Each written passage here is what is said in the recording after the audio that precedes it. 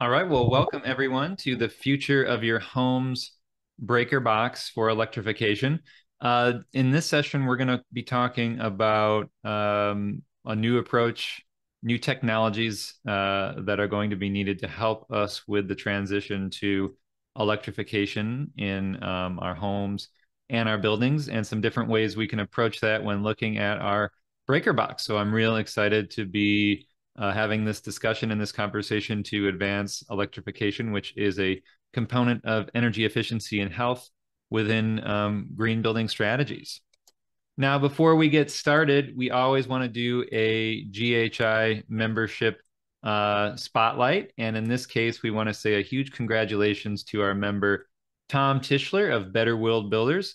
He's recently earned both his Green Home Institute Certified Green Home Professional and DOE Home Energy Score Certified Assessor designations. Tom is now ready to help transform the existing housing stock and ensure homes are sustainable and healthier. So check them out over at thebetterworldbuilders.com. And you know, this is who GHI members are. This is what GHI members do. So can you. Go to greenhomeinstitute.org/become a member and learn more. Also, before we get started, we want to say a huge thanks to our platinum level sponsor, Rheem. The Rheem ProTerra offers 240 volt hybrid heat pump water heaters, which work by taking the heat out of the air to heat water at 400% efficiency and ensuring a constant hot water flow. And also, you may need to add additional electrification, like we're going to talk about today, to get one of these.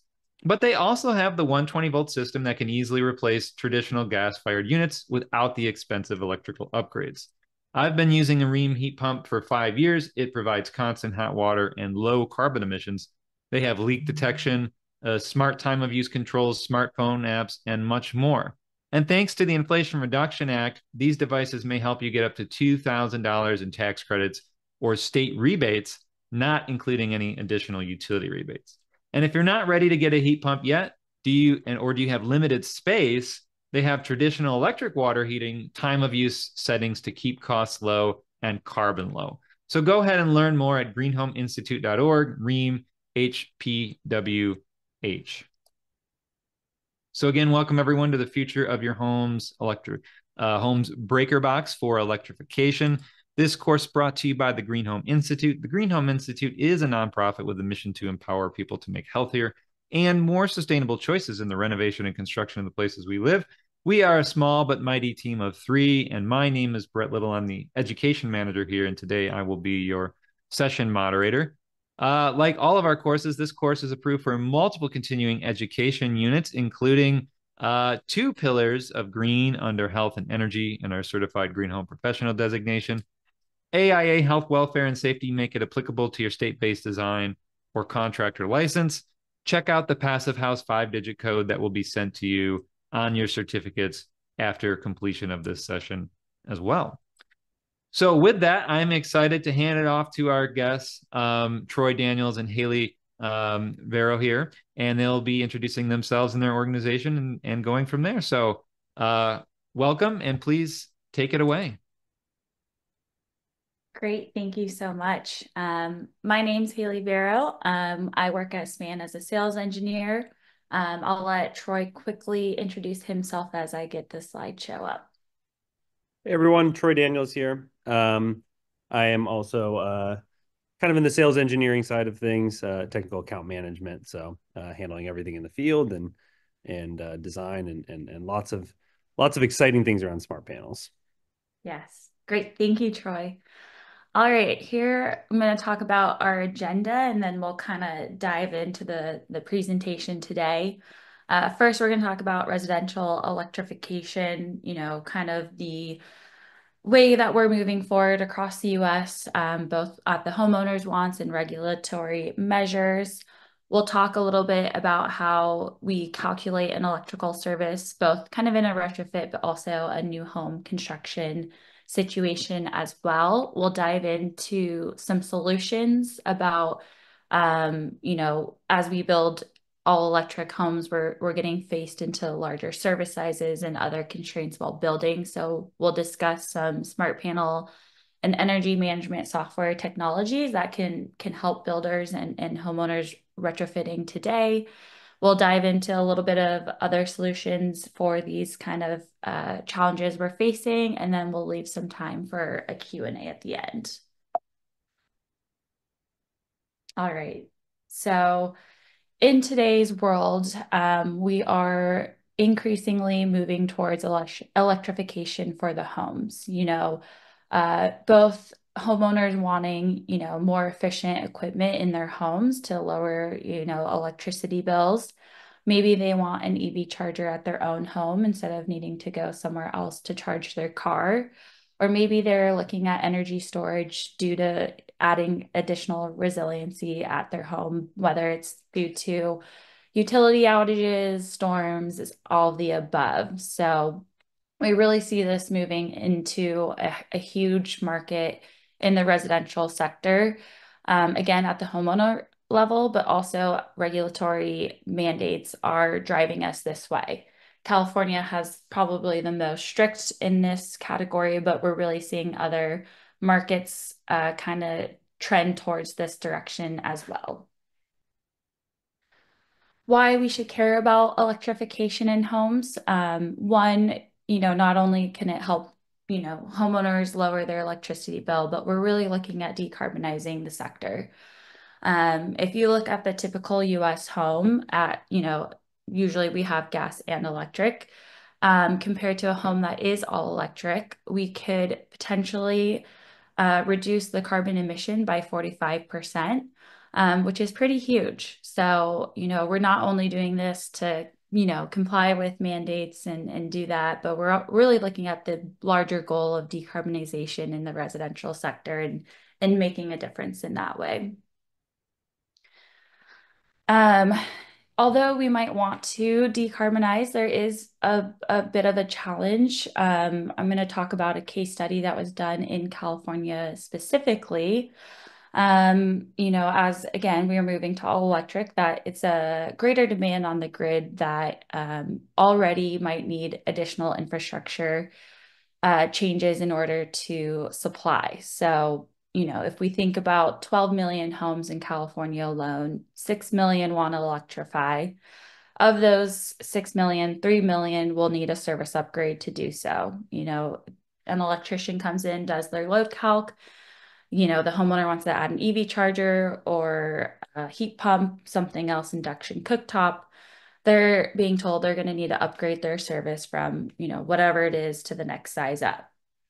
To do that, both at the home level and sometimes at the utility level in those upgrades, that cost could be almost $17,000 per home. So we want to decarbonize, but to enable electrification, there are some challenges that we're facing. So what a lot of companies and technologies are doing today are, okay, let's figure out how to build and maintain the existing infrastructure. Let's electrify for, the obvious reasons that we want to do so. But let's not, overstrain the grid and need to do additional infrastructure updates as well. I'll talk a little bit about how a electrical service is calculated per the NEC. I won't go too in-depth in code, as I know it's not the most exciting topic. And then we'll dive into some smart panel technologies. So when we think about building an all-electric home, oftentimes or not, when we start plugging in the numbers, we're being pushed over 200 amps. So this is kind of in like that new home construction situation. Some of the all-electric equipment that you might need are an electric water heater, electric furnace, electric range, electric dryer, and an EV charger. Some codes say you just have to pre-wire for these. Some codes are saying you need to go full ahead. Regardless, including these into your load calculations and capacity in the panel is oftentimes pushing us over that 200 amp limit and now requiring a 320, 400 amp service for just kind of your standard, usually around 2,700 square foot home and above. There are a couple ways people are getting around this right now just to kind of, get through the code cycle. But I think as we move forward, it'll get more strict as we progress. So the couple different methods, you're mostly going to see a new home construction using either the optional or standard method. Essentially, you're taking the square footage of the home, every nameplate rating of the AC, heating, kitchen appliances, EV chargers, small appliance circuits in the kitchen. There's different diversity factors for each one. So, usually an electrician or MEP firm who's doing the load calculations might do both to kind of see if one's lower than the other. Maybe it'll keep them at that lower service. But those are kind of the code sections you can look into when actually calculating an electrical service. On the existing side, there is a third option. You could do one of the left two, but the third option would actually be accessing your utility data, and it could either be for a 1 year period, or sometimes they allow a 30-day period with 15-minute interval segments of that data. You would use that as your kind of existing and baseline load, which is great because that's going to be very accurate of your actual real-time energy usage. You would then add in your new appliances, times it by 1.25, and then that would kind of calculate the required service for an existing. Unfortunately, sometimes that utility data isn't easily accessible. It's going to depend on your provider. So I want to talk a little bit about the numbers that you might get when you're looking at electrifying a home. This could really be retrofit or new home construction, but to just show, the numbers that you might see. The bar graph that you're looking at the top is a project planner tool that one of the smart panel companies that you can actually plug in and see if their panel will work for you. But I'll kind of walk through this. But say we have a 100 amp service and we're looking at electrifying. So in phase 1, we have an EV charger, HVAC, electric clothes dryer, and electric resistance water heater. Maybe now we're looking at adding in that heat pump. So once we do those standard and optional load calcs, it's a little bit tiny, but you're going to see the numbers 104 amps for the optional and 142 amps for the standard. Essentially, that's telling us that we're going to have to go to the next largest size. Now the bar graph above, we'll dive in again a little into the smart panels and solutions, but this is actually allowing us and telling us, okay, we can stay at 100 amps and we can electrify by adding that heat pump. Now, maybe in phase 2 or just adding into more electric equipment, we want to add in an electric range. Now our standard and optional load calcs are coming in at 167 and 117 amps. So again, this is telling us you'd need to go to the larger service size. But one of the smart panel technologies is actually showing us in their kind of calculation. And again, we'll go more into this a little bit later. But hey, we can actually stay at 100 amps and still allow you to add in the range on top of the HVAC heat pump on a 100 amp service. Now let's talk about a 200 amp service. So maybe now we have 2 EV chargers, an air handler, electric clothes dryer, and electric resistance water heater. And this time we're in a little bit colder of a climate where we're adding the heat pump, but in addition, there's going to be that 10 kW heat strip. This is saying that the optional load calc is 193 amps. So you're kind of borderline, but you're really, that's your limit. You can't add anything more. You also might see some times where your breaker trips, but TBD. And then the standard load calc is coming in at 236 amps. We'll look at the bar graph. Again, that smart panel calculation is telling us we can maintain the 200 amp service and install that equipment. And then lastly, just to kind of show you really what you can get out of a 200 amp service. So we're fully electrified. We have 2 EV chargers. Now we're going to add in a hot tub. This might be like a little extreme, but typically this is well into a 400 amp service requirement.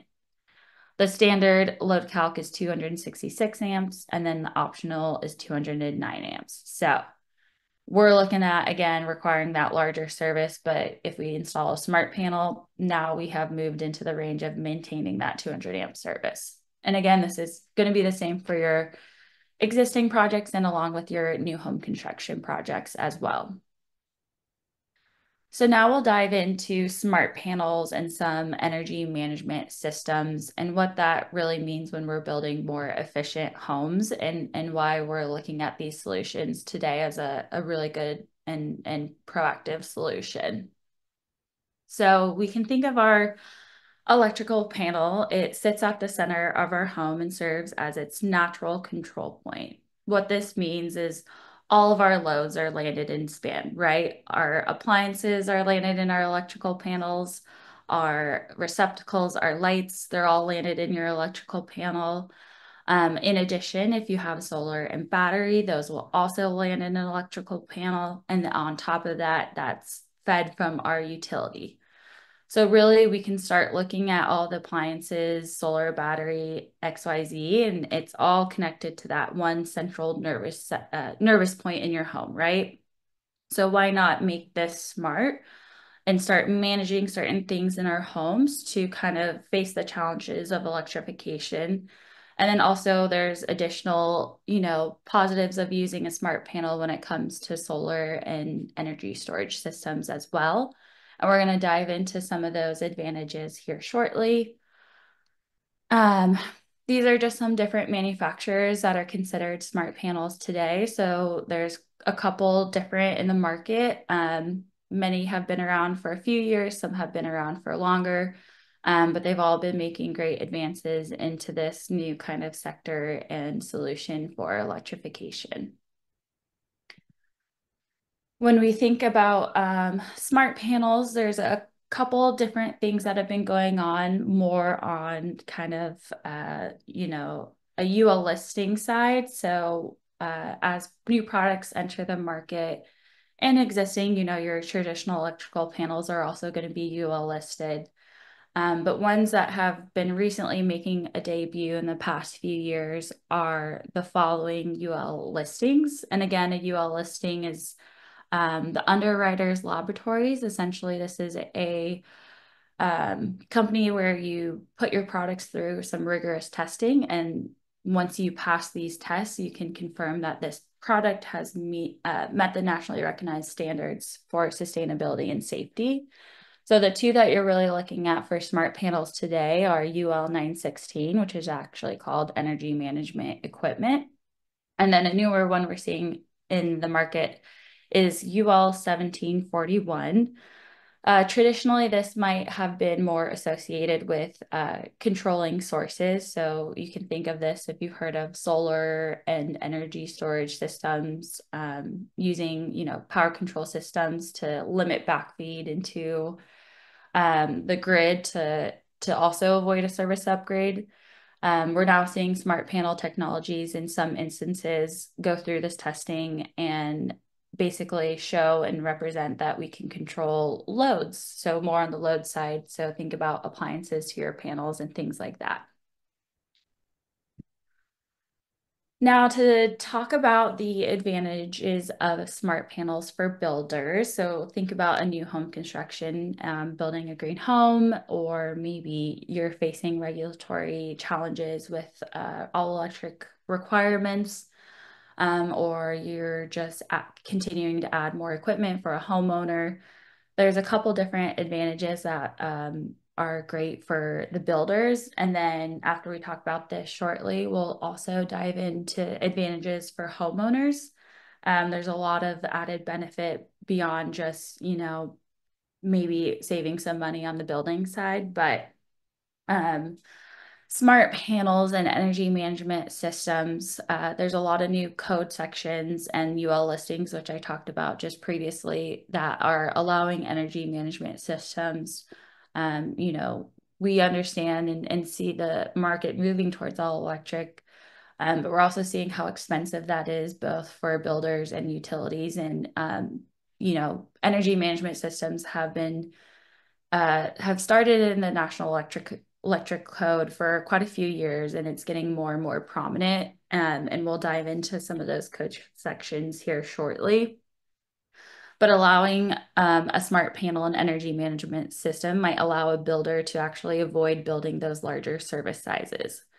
So that is a really key benefit, building a 200 amp home versus maybe a 320, 400 amp home is significant lower in price, and it's a huge cost saving. Even when you're looking at the price of the actual smart panel technology, that is still going to be less than what you would have paid for that larger service size. It's really going to depend across the US where you're going to see this. Some markets we're seeing $5,000 per home. Other markets we're seeing upward into that $15,000 per home to build that larger service size. Say you're doing a community of 100 homes, that really adds up. So that's a huge benefit for builders. You know, that also might mean, you know, less coordination with the utility, quicker timelines for actual projects. So there's a lot of added benefit there. Additionally, smart panels typically pair really well with solar and battery storage. Your traditional electrical panel and system and setup when having solar and battery often require additional equipment. Maybe you have a dedicated critical loads panel that is hardwired and it's set in stone.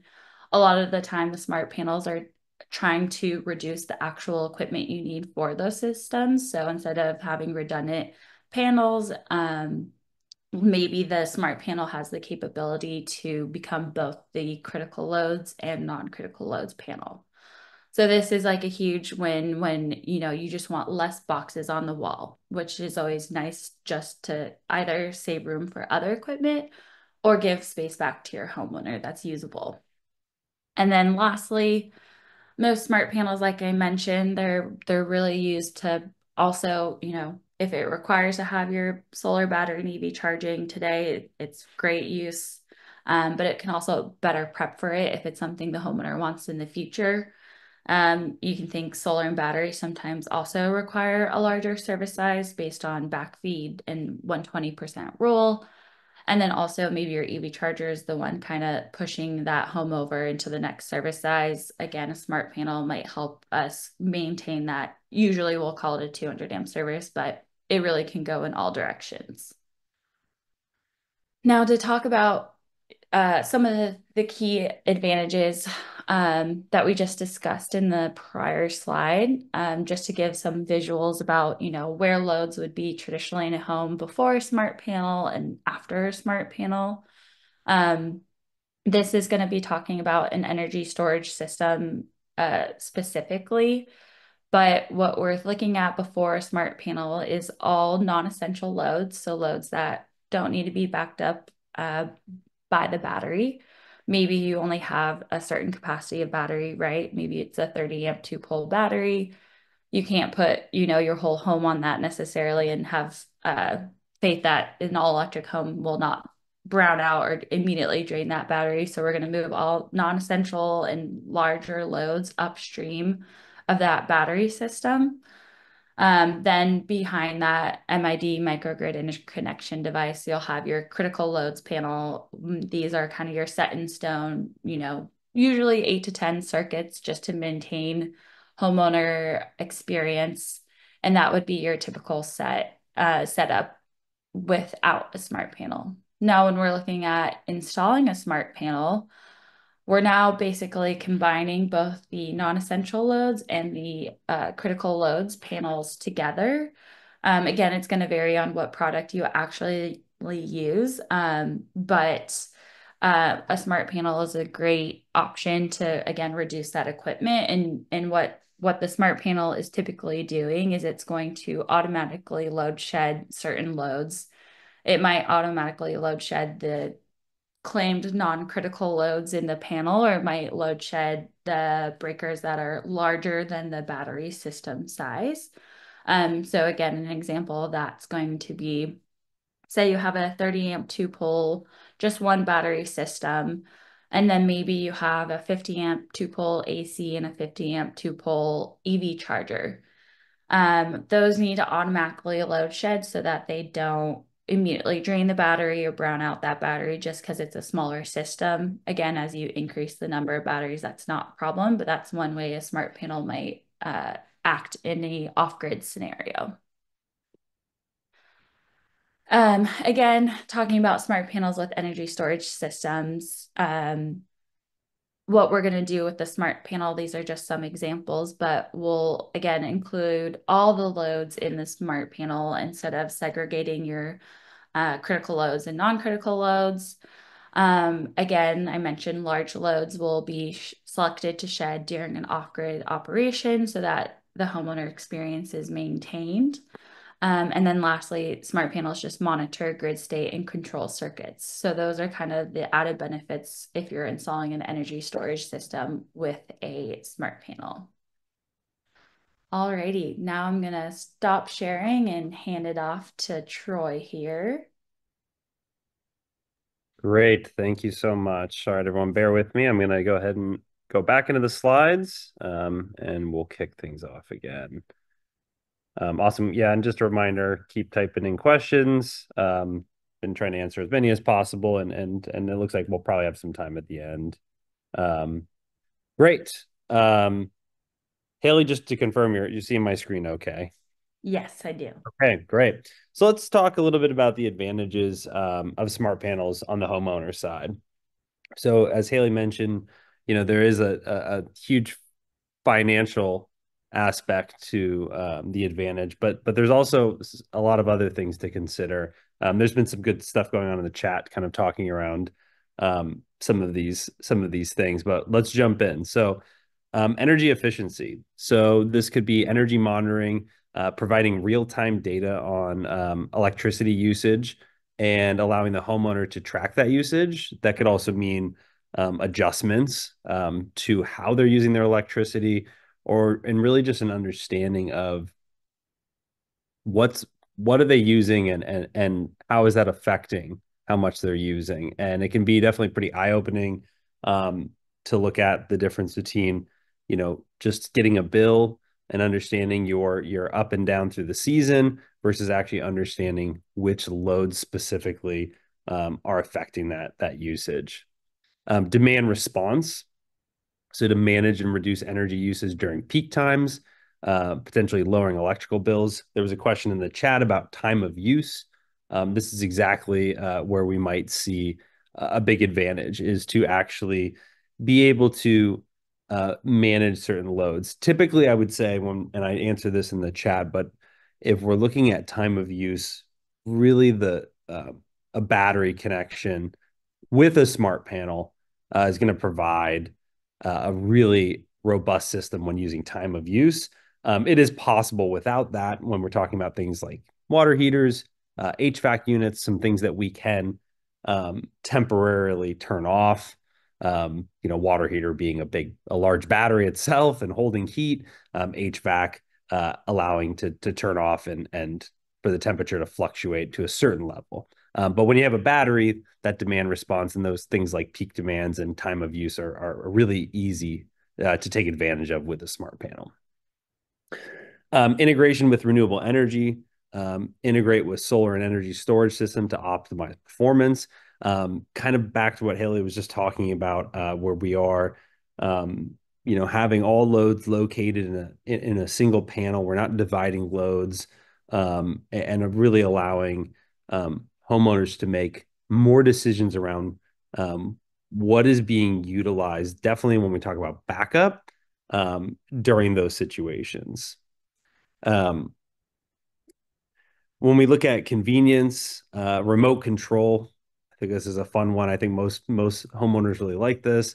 When we look at being able to basically control more of your home and really your panel itself from a smartphone app, whatever that may be, a tablet, a laptop, whatever the system allows for, but actually being able to remotely control.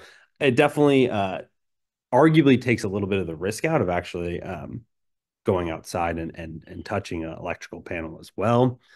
Smart home integration, integrating with other smart home devices to provide a bit more of a robust system. So that could include, smart plugs, smart switches. Definitely, we see a lot of smart homes that are not paired with smart panels, that when you add that, it just adds an even more robust system, and more controllability as well as monitoring. Customizable settings, scheduling for user preference and increased convenience. Some scheduling that we can think about is EV chargers is a great example of this. When are we charging? That kind of goes back to time of use as well.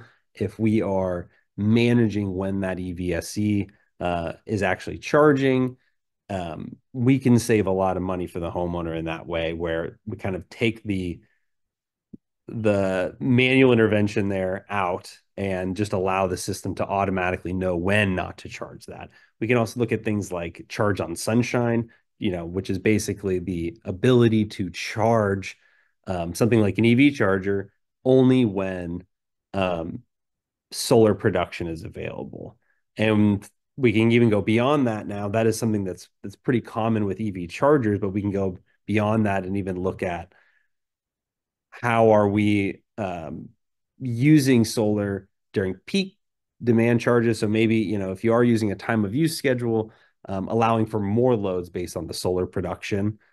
So even, making sure we're not overusing during those peak demand times, but still allowing that excess solar to make up the difference and turn on more loads. So that's some pretty dynamic features when we talk about customizable settings and scheduling. Maintenance and troubleshooting, um, proactive maintenance, predict potential issues before they become more serious. So, if you're looking at something where you're monitoring loads, you're understanding exactly, what things are looking like over time, and then you're able to identify maybe when something is a little wrong. Maybe a compressor goes bad in your refrigerator, and you're starting to see it's using uh, more energy throughout the month, and being able to identify even sometimes when appliances have gone bad, and really giving that to the homeowner to a little bit more peace of mind and understanding of where some of these older loads are actually moving towards, and really just a diagnostic to quickly identify electrical issues there. I think even going beyond that, the traditional home panel really takes out a lot of that ability for homeowners to understand where an issue lies. And most homeowners not being extremely educated on the electrical side of their home um, really leaves a lot to be kind of asked when they're trying to understand maybe why one circuit has gone bad or what that even means. Where is that circuit? What's on that circuit? And this kind of gives a little bit more visibility into that so they can really understand the layout of their electrical system, and when things go wrong, what is that affecting downstream, upstream, and what is on that circuit itself. There's also an environmental impact, reduced carbon footprint by optimizing the energy usage with renewable resources, contribute to lowering your carbon footprint of a household. Um, we're going to see a lot of that again with things like charge on sunshine, utilizing solar, utilizing battery, and kind of adjusting power limits based on that, and seeing what's acceptable. Definitely when we have control over a water heater, for instance, and we want to maintain it at a certain temperature, but we know we can turn it off at certain times where there's not solar production, we can really allow that to happen without affecting the homeowner's experience. But it takes a really nuanced level of monitoring and understanding of that load to be able to do that, and a lot of algorithms built into it. Manage energy storage system and ensure it is used effectively, basically. And I come from a world of batteries, early solar, early batteries, a lot of off-grid stuff in my early days, and I've seen some pretty inefficient usage of storage systems, oversizing batteries. Definitely, we can look at how we can utilize, especially with batteries coming out with higher power ratings, and the ability to basically utilize that power rating and use the energy storage system a little bit more effectively.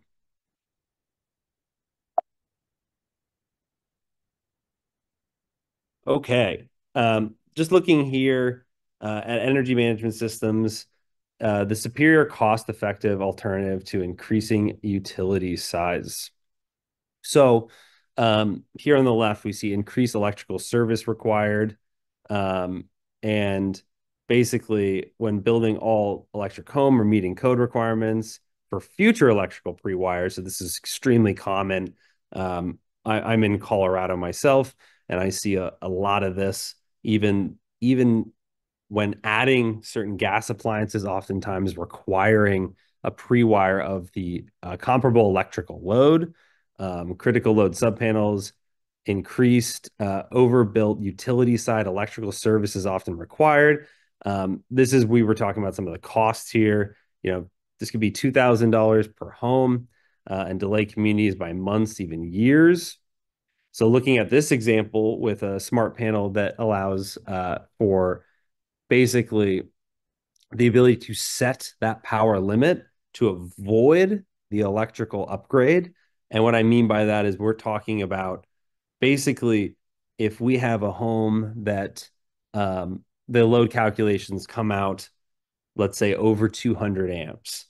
And, we see that, and it really has a lot to do with these pre-wires, with just future electrification, but it feels like the homeowner truly is not using anywhere near, and this is pretty common, that much electrical load. We have the ability now with smart panels, such as this one that where we're calling it Power Up. Basically, the feature is to cut down the load to and set artificially via software what the maximum power limit is. So this is an acceptable thing through the AHJ. And we can talk about the kind of code requirements. I think Haley touched a little bit on it already about basically setting that artificially, avoiding that upgrade completely. And if for any reason the power limit exceeded that set point, we would turn off certain loads. And I'll talk a little bit about that and what that looks like as far as prioritizing those loads and what might turn off in those scenarios.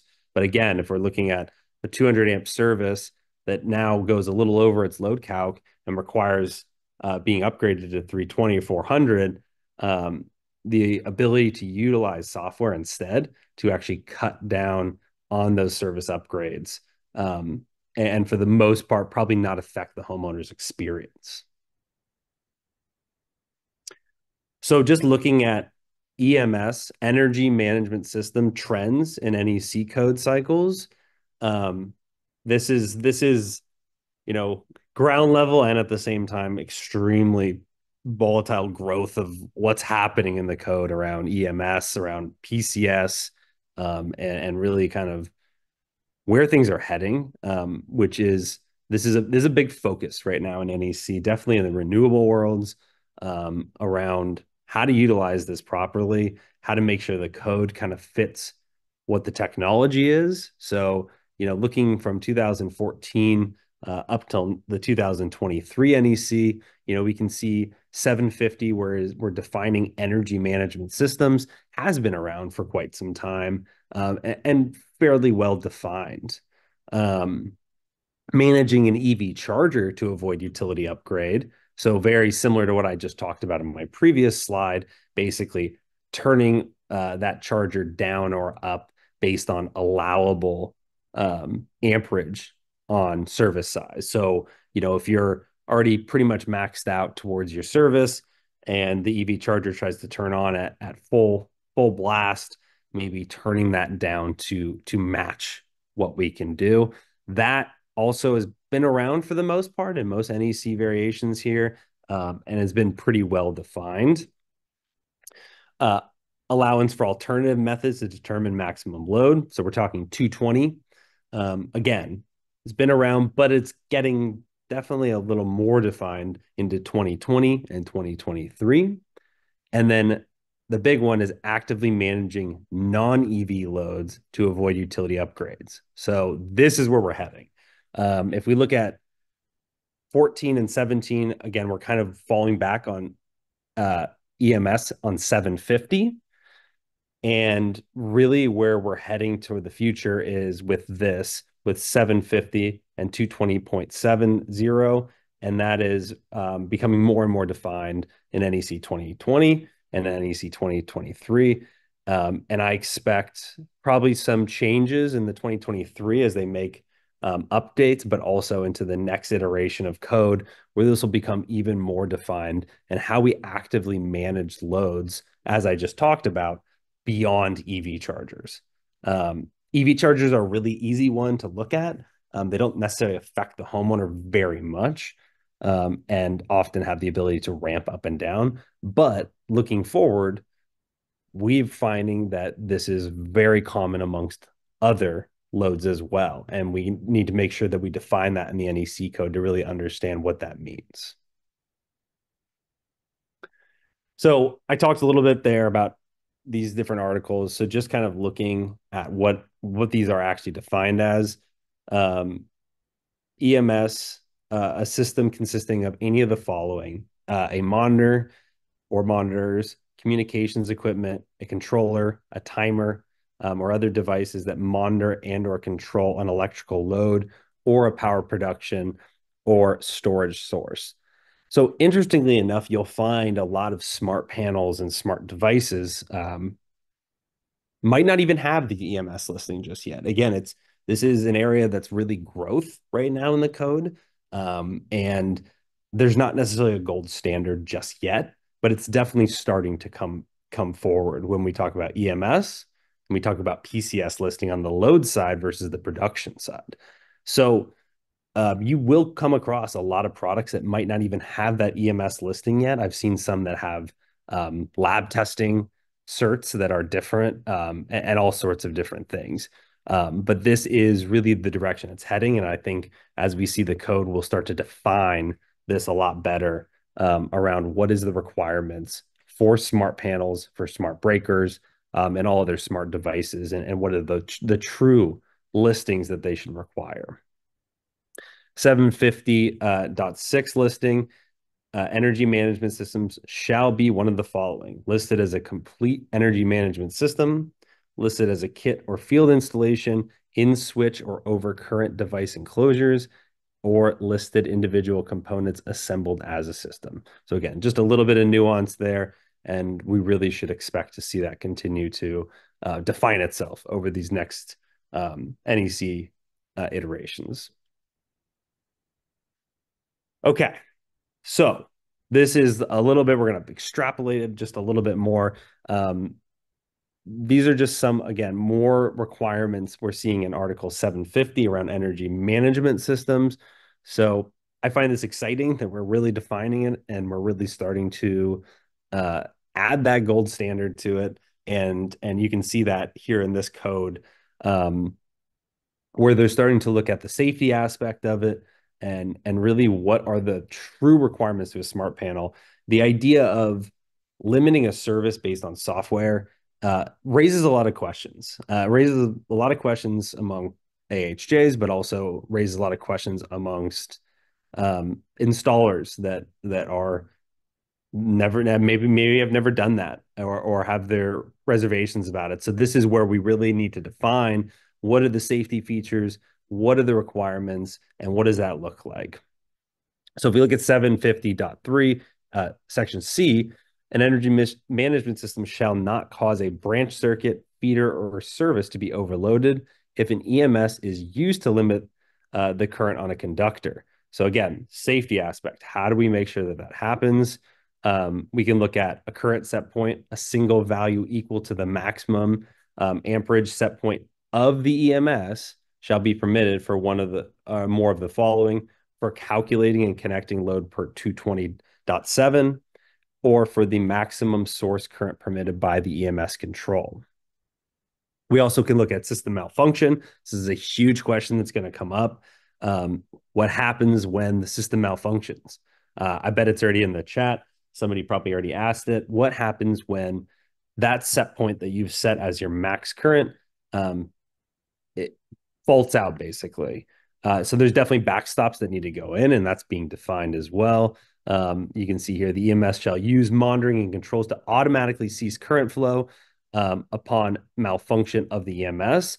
Now, the real question mark there is, as a manufacturer of smart panels, how do you ensure that um, while adhering to this safety, we're not affecting the customer's um, ability to have electricity in these cases? So there's definitely some exciting stuff going on there about how we can uh, add that safety in, but make sure it's really kind of ironclad around when it happens and where it happens, and making sure that the homeowner has power when possible, even during these really tough system malfunction times.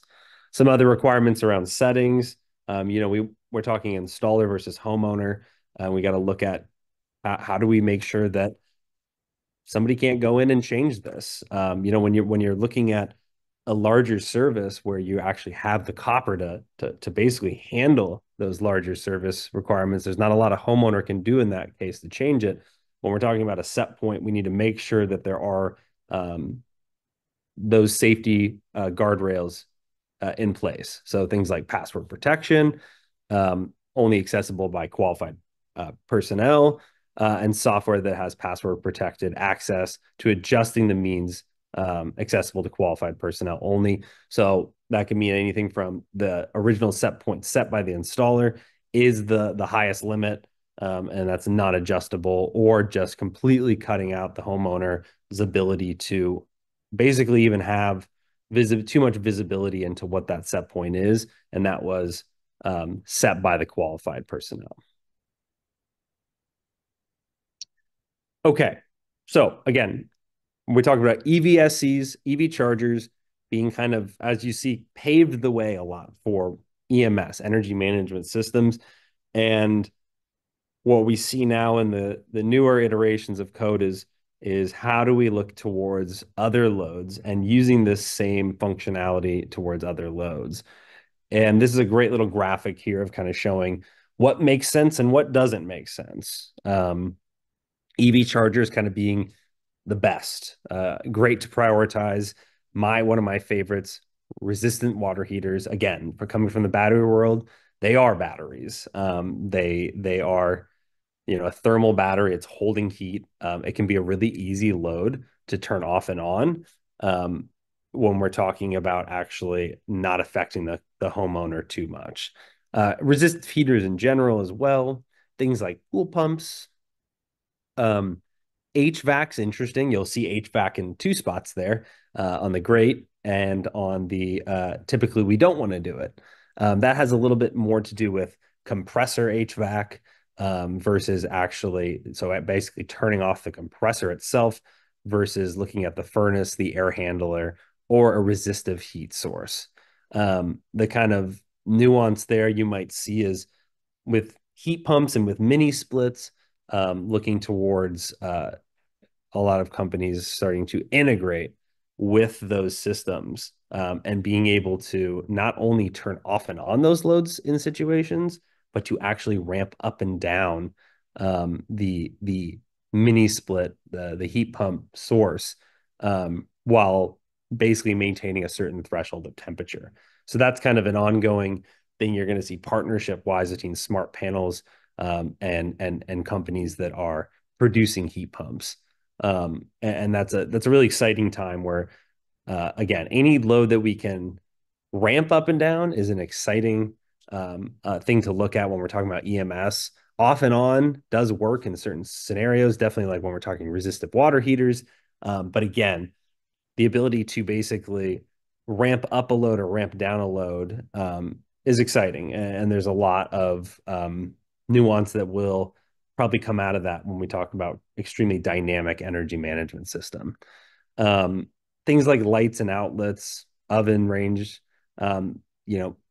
everyday use kind of stuff, not as effective when we talk about energy management systems. We really want this to be something that the homeowner most likely doesn't even notice. Not something that is their lights turning off or their appliances turning off. Okay, so EMS, talked a lot about energy management systems, and Haley touched on PCS, so power control systems, which traditionally has been more on the supply side of things. So PCS really related to solar, solar production and limiting solar production. Now we're kind of looking at this time where this is starting to meld here. EMS is actually absorbs the PCS in NEC 2023, where we can see actual mention in 705.13 under energy management systems. You'll see that informational note there at the bottom. Hopefully everyone can read it, where a listed power control system is a type of EMS. So this is exciting, but definitely, again, we're defining the code. We're seeing where that goes. And really, PCS has really been limited to the supply side, and it's going to be exciting to see as PCS starts to really have to do with the load side of things too, and smart panels are really the roadmap there. All right, I'm going to keep moving on. I want to get through these slides just so we leave time for Q&A. So I'm going to go a little fast through these, but I did want to talk about other solutions besides smart panels. Now, when I say that, it's a bit of a nuance because really these are, again, this is a young industry around these kind of smart control systems.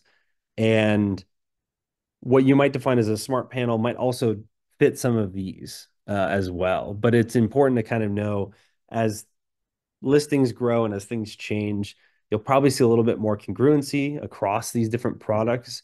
But currently, there's kind of different methods and ways to do very similar features, kind of just beyond the word smart panel. Smart breakers, I would say, is probably top of mind for a lot of people. A lot of smart panels are not using smart breakers. They are the entire panel. So they oftentimes have things like relays built into the board itself and just use traditional breakers. So they're not actually flipping on and off the breaker. They are just controlling a relay. So on the other side of the coin is looking at how to utilize smart breakers in a traditional loads panel or a smart panel. And this is something you'll see pretty often being utilized. So typically paired with common breakers. So it's not necessarily what you're thinking is a smart panel oftentimes, or excuse me, smart breaker oftentimes is not just a single device. It's oftentimes paired with a standard breaker where it's basically interrupting that circuit. And the intelligence, as you can kind of see here in this bottom picture on the corner right, where the smart module is, and then where the actual standard breakers are. So that's a pretty common setup you'll see. Obviously, there's some load or space considerations there where you are taking up more space in a loads panel by having to basically sometimes double down on what's actually in the panel. You've got your standard breakers and your smart module. But relatively thinking the same way as a smart panel, we're managing specific loads often related to service upgrade avoidance. The difference here is we might look at a smart breaker just managing the loads that are required to avoid that upgrade. So maybe one single load being managed is enough to avoid an upgrade. The downside there would be you don't get that kind of robust monitoring and a lot of the other features, but there is a cost saving there often if you're just simply controlling one circuit for that service upgrade avoidance. And again, yeah, monitoring on only loads that the smart breaker is actually connected to. Okay. Circuit splitter application. I got to be honest, this is something that I'm still kind of learning a little bit more about. I think these really just understanding where it's going more is kind of like where its place lives in all of this. But basically, enclosure installed near the panel and enables one or two circuits to be powered. So the example being, can only use the dryer when not charging the car. And you can kind of see here on the diagram of where those exist, and that circuit splitter. So it's kind of an either or situation. Paired with CTs, circuit splitters will only allow EV charger when panel load allows it. So again, kind of that either or scenario. Definitely a fairly quick installation. It is, from what we've seen, not accepted in all jurisdictions. For instance, smart panels are widely accepted, from my understanding, and have yet to come across a jurisdiction where maybe it isn't accepted. But these are a little bit more on the gray area currently, and that might not be accepted in all jurisdictions. Okay. And then looking at smart panels that are more on the intercepting of the circuit. So I kind of talked about when we're talking about smart breakers, we're actually intercepting that circuit with the smart module. These systems you might see are very similar. The difference is that we are trying to avoid taking up breaker space in the existing traditional panel. So in that case, we are actually having a second box, basically. You could call it a panel. It is housing either smart modules or smart breakers that are now connecting to the main electrical panel and interrupting back to that panel. So it's the same idea as a smart breaker, but the big difference is location. You are going to have still a lot of wires running back and forth, so that's going to take up a lot of real estate in your panel, but you won't take the same circuit level real estate because all of the smart intelligence side of things will be housed inside of that intelligent panel. This would allow for a lot more circuits than your traditional smart breakers in most cases. But it definitely does allow for that same level of maybe only picking a few. And I would say in this case, the intelligent panel where the interruption is actually happening may have other features as well, like auto load shed and different kind of software-based features, a little bit more robust in that case. So those are kind of just some of the different things you might see. I bet a lot of people here maybe have heard of other kind of technologies as well that are related to very similar functionality. And again, that's as this industry continues to grow, I suspect we'll see more and more changes to what is considered acceptable by jurisdictions and more widely used by installers. I think that that is the end of the slide. So I don't know, Brett, if we want to stop sharing or if we just want to jump into Q&A here. Yeah, thank you so much, Troy and Haley. We're gonna get into some of those questions that came up. Before we get into them real quick, yes, the answer is yes, this session is being recorded. It will be posted in the next couple days on our YouTube channel. You can head over there right now, click subscribe. You'll get an instant update when it's available, or check back there in the next couple days. For those of you watching this on demand on the recording, not right now, take your quiz with an 80% passing rate. You'll receive your continuing ed certificate. For those of you live here today, check your spam at certs@gutenbergcerts.com. Over the next couple days, you'll receive your certificate. Fill that survey out at the end that pops up. We want to hear from you. We need your AIA number in there to report that if you need AIA CEUs. And yeah, as those questions are coming in, real quick, thanks to our board of directors, our volunteers, our executive director, Jose Reyna, our 350 members. I think we hit 350 this week, so congratulations to all of you supporting us. And our top tier sponsors like Rheem and Build Equinox. They're helping with full electrification products to help you decarbonize and be much more sustainable. So one thing I just want to say, if it wasn't obvious to anyone here who's listening in and you know has the level of knowledge about electrical equipment that I have, which is little, that I assumed a smart panel was the solution to higher service amperage, you know, your highest service. I just assumed a smart panel was the highest service, and therefore that took care of it because it was. And so by listening to you, I'm learning, if it's not obvious to people here, that the smart panel is in place of needing that higher service. So that was not obvious to me. I probably should have known that, but I didn't. So in case it wasn't obvious to anyone else and everything you all said, I just wanted to, you know, clearly highlight that as that, you know, is the case, correct? That the system itself is designed to reduce the need, you know, for that 48 amperage. And so the question here, taking like a broad step back and thinking about decarbonization goals here is you know, the grid, if we're looking at, like, I can pull up the MISO grid where I'm at in Michigan. Anyone can look at their EIA, Energy and Information Act grid in real time. You can see what your carbon emissions are, what kind of energy is being used. Could a smart panel be communicating with the grid and say, hey, right now carbon is high, therefore we'll reduce these non-essential loads, right? And now we see, hey, the wind's picked up, the wind turbines are picking up, carbon's going down again, we'll start kicking your loads back up. You can like say that. And then to take that question further, and this was one in the chat, you've got your own local solar power, let's say. Again, sun comes out, you want your EV charging, you want your dishwasher running, whatever it might be. Sun goes away behind the cloud, stop the EV charger, throttle it back, right? So, is that something that is kind of heading in the near future? Are we there yet with that sort of like, here's carbon, here's solar, and it's in a good position, so now we can use power?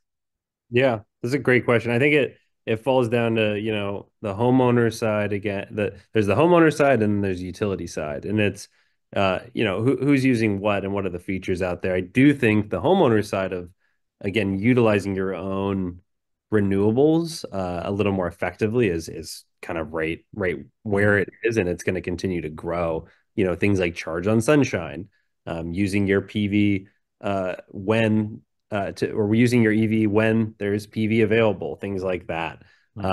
That's a really localized and easy thing. I think the big question is, though, when do we move to the utility side, where similar things are happening, and there is a push for that, where I'm seeing, the utility looking at smart panels as a way to basically leverage individual loads in their fleet, to make some of those decisions. I'm not sure if they're looking at kind of reducing the footprint just yet, but I would imagine that is a direction they'll head to. Yeah.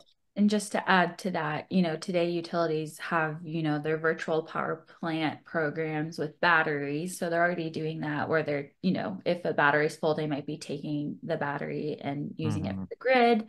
So I think, now that that's been established, you could see us moving in the future where utilities are starting to do that with certain appliances based on time of use. And exactly what Troy said, if they have their fleet information, I think that's definitely where the market will be going in the next few years. Now, another aspect of energy management is, to most extent, air quality management. And so sometimes what we understand with the residential green building and the pillars of green energy and health, and there are trade-offs. You're using more energy to have a healthier home, right? You're running a ventilation system, you're running an air filtration system or a dehumidification system. And we have these smart control systems now that say, hey, we're not going to run unless we detect poor air quality. But do you see that an integration between having a goal like our energy use goal, our peak amperage goal, our carbon goal, and we want to keep our home healthy? So you have the energy systems communicating with the health systems, and you're saying, hey, yep, I know it's going to cost me a little more energy to run my ventilation, but hey, I want my carbon emission or my interior carbon dioxide levels lower because I work from home and I don't want to fall asleep. Do you see that kind of communication going on or a future there? Potentially, I think it might just depend on a smart panel and how far they want to go into integrating with those specific systems, and what those challenges are. I think, there could be smart ways to go about that. If that's something you're passionate about, maybe you have a scheduling done so that it's running at X times, or, as smart panels keep advancing, they do partner with more outside manufacturers like heat pumps, Mitsubishi, things like that, where there are direct communications between the equipment. So I think in the years to come, you'll see more of those, and maybe it'll be something like that as well. but you'll have more communication between the smart panel and the appliance it might be managing beyond just, managing the power. Mm-hmm. Mm-hmm. And, just real quick, you talk about putting your, your basically your power on the internet. Essentially, you control it from your phone. It's on the internet. What are some of the security, privacy, even safety risks of someone being able to get in and move your power loads up and down? I mean, is there a risk there? I don't think there's necessarily a risk. I think, yes, as people keep moving towards more information on the cloud and data privacy. I know companies like Span and others have pretty strict data privacy standards and Mm-hmm. security put into place. We don't share a lot of our information, to ensure that we don't get hacked and things like that. Um, and we haven't really seen that either. But these companies definitely have pretty strict Mm-hmm. standards put into place to make sure that homeowners' data and situations like that do not happen. Yeah. Well, I know we're at our time here, and I know that the little conversation about controlling other systems, especially air source heat pumps, is one I think we're going to have someone back from your team on in the next couple of months. So I want to tell everyone, stay tuned for that. We're going to keep that conversation going. But otherwise, Troy, Haley, in the meantime, I really appreciate your time and Span's time for having you all out. Troy, I know you had a little share, so maybe you want a quick share, but where can people go to contact you all to learn more or reach out if they have any further questions?